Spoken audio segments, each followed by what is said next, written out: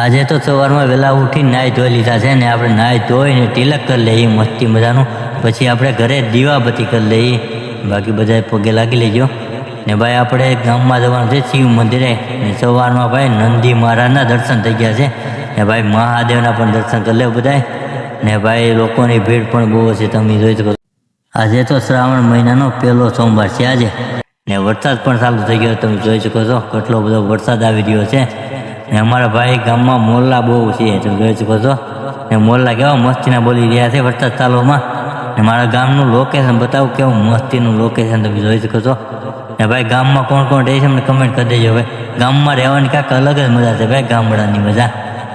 બાકી હું તો ભાઈ ઘરે આવ્યો ને તો મારા મમ્મી કંકોત્રી લાડ બધી લઈને બેઠા હતા. મને કહે કે જોની કોની આજે જાન છે હું તો ભાઈ કંકોત્રી ખોલીને હું તો નામ જોવા મળ્યો બધાને.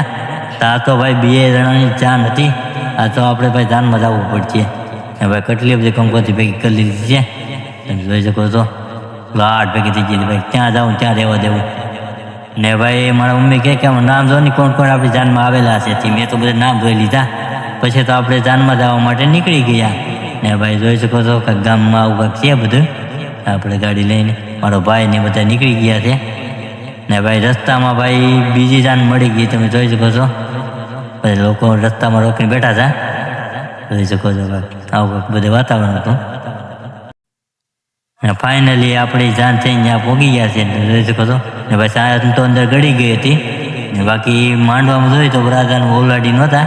પછી તો આપણે જમવા આવતા રહ્યા ને બધું જમવાનું હતું ને મારા ભાઈને બધા તો બહુ બાટી જમવા મળ્યા તમે જોઈ શકો છો ને પછી આપણે પણ જમવા મળશે. ચાલો તો આપણે ઘરે આવી ગયા ને ઘરે ભાઈ અહીંયા આપણો વિડીયો પૂરો બસ કેવો લાગે કમેન્ટમાં બધે લખીને હર હર મહાદેવ.